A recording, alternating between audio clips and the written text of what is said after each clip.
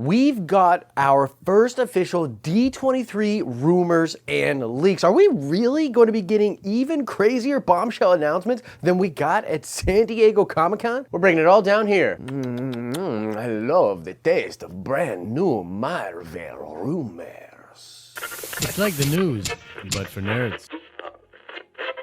A shout out goes to Joe H. Hart. Indeed, Adrian Toombs is the name of the Vulture in the MCU. Stay to the end of this video where we will ask another nerd card question. What's up, everybody? Happy Thursday to you. I'm Josh. Welcome back to the den. If you guys could do me a favor and smash that like button, like goal of 3,000, like this video 3,000. All right, guys, let's just jump into this. Just jump right in. Jump on in.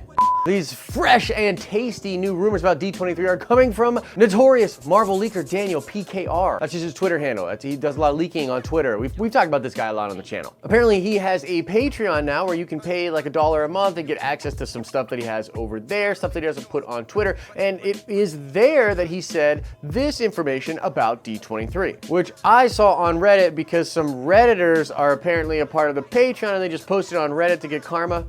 The internet's weird. Okay, so take this with a grain of salt. It's technically rumors, but this guy has gotten a lot of stuff right before. And I actually want to mention at the end of the video, like what's going on with leakers and this weird Patreon thing. Okay, but Daniel says we will be getting information on Captain Marvel 2 and Black Panther 2 at D23. We're going to be learning the subtitles of these films, which just like with the other Phase 4 movies is a big part of the draw. Like it's where the speculation begins. Multiverse of Madness, anyone? Love and Thunder, anyone?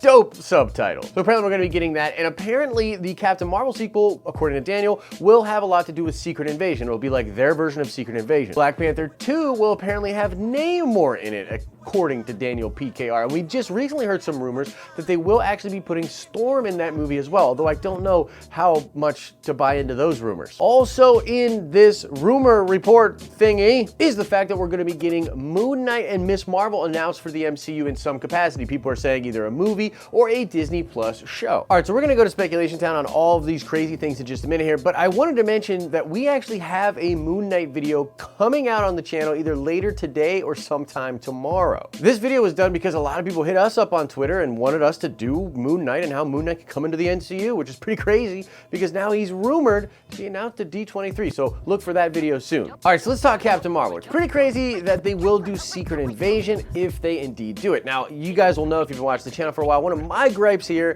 with the Captain Marvel movie is how they made the Skrulls good guys, and majorly I was upset by this because it made Secret Invasion weird. Secret Invasion is a great storyline. It's awesome. A lot of crazy infiltration. The Skrulls are wickedly evil in that book, and it just felt like we can't do that in the MCU now because we have these nice good guy Skrulls. But if they can figure out a way to do it and have Talos and Captain Marvel be good guys and there to be some bad guy Skrulls, that could be really cool. I'd be into a Secret Invasion movie, but it's also like weird. It just feels weird with what they have done with the Skrulls thus far. Now, Black Panther 2, that's a huge question mark for me. I don't know how any leaker could know much about Black Panther 2. According to a lot of the news out there, he just started, like Ryan Coogler just started working on this. Some people are saying that there are some mandates by Marvel. Storm could be one of those mandates. Namor could be one of those mandates, but I don't know. It really feels like you let Ryan Coogler write the Black Panther sequel. That just makes sense. But it's also a real Marvel thing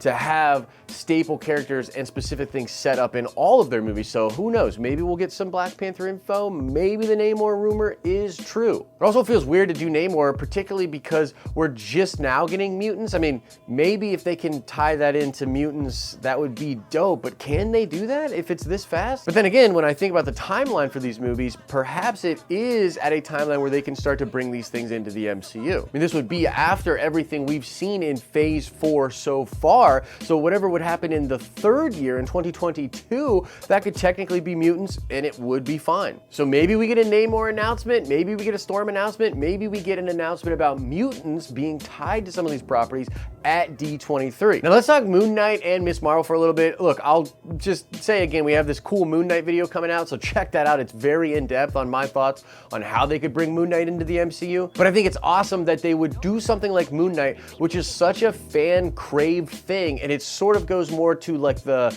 I guess, male, like violence and grittiness audience, where a Miss Marvel would go more towards the female audience, which we've been talking about a lot here on the channel. But the bottom line here, guys, is that the female marketplace for the MCU is the biggest opportunity for them. They have the most fans that are potentially there lying in wait, and so it just makes sense for them to cater to a female audience. It just totally makes sense. But again, I think it's so smart that they would do Miss Marvel and Moon Knight kind of in the same breath. It's almost like, here's something for these kind of fans and here's something for these kind of fans. And there'll be a massive crossover. Like, for sure, I'll be checking out the Miss Marvel show. I like that character, but I'm obviously way more excited for Moon Knight, dude. Gritty ass Moon Knight, hell yeah. So it just seems really good, like really smart by Feige yet again, if these rumors are true. Now, either way, I think we're getting crazy announcements at D23. Like, a lot of people in the, leaker communities, after the San Diego Comic-Con thing happened, they were like, oh, you just wait, hold on to your horses, man.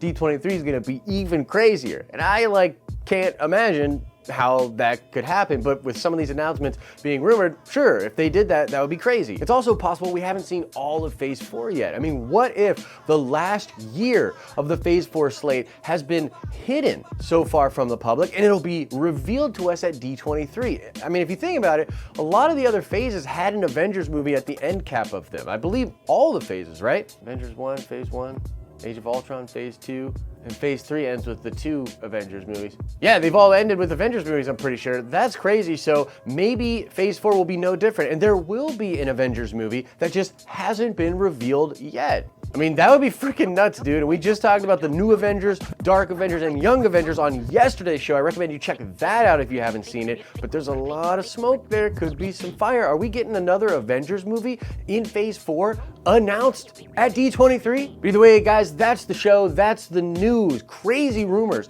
about what Marvel will be bringing to D23. What do you guys think about these rumors? Do you think they're legit? Do you think they're not legit? Whatever your thoughts are, let me know in the comments section below. And also, just one quick word here. The leaker thing gets so weird, right? So when you look at Daniel PKR, a lot of people are bringing up how accurate he was for the Captain Marvel movie, but he hasn't really been super accurate since. And this could have been a thing where this guy was working for a production company that was outsourced by Marvel. Like, they got work on that movie from Marvel, but maybe that was only during the Captain Marvel movie. So a lot of this stuff is, in flux. These leakers, we trust some of the things they say, but we have to take other stuff with a grain of salt. Because I can imagine if you were a leaker and you lost your source, you still want to hold on to your audience, and so you would be putting stuff out and trying to still craft this idea that you were a good leaker. And also, I wanted to mention too that the speed at which Marvel is making announcements, and think about how fast they signed Simu Lee and then had him in front of the Comic-Con audience, that's a brilliant way to combat against leakers. So the fact that Feige is moving lightning speed on some of these things, it's both amazing and yet another example of why Marvel is upping the game when it comes to making content and just crafting their fan base and their universe and just doing everything right. I can't believe it, holy crap. Where's the pot where we put money in for Feige? Is it over there? We gotta put $1 in the jar every time we have to admit what a genius Feige is, and that's where all of our money's going. Now let's check the nerd card before we get out of here. I want to know, what character is David Harbour playing in the Black Widow movie? Very dope character. I'm excited to see it, but the question remains, what character is David Harbour playing in the Black Widow movie? Answer that question in the comment section below. As I always say, I hope you're having an awesome and a nerdy day, and I'll see you in the next video.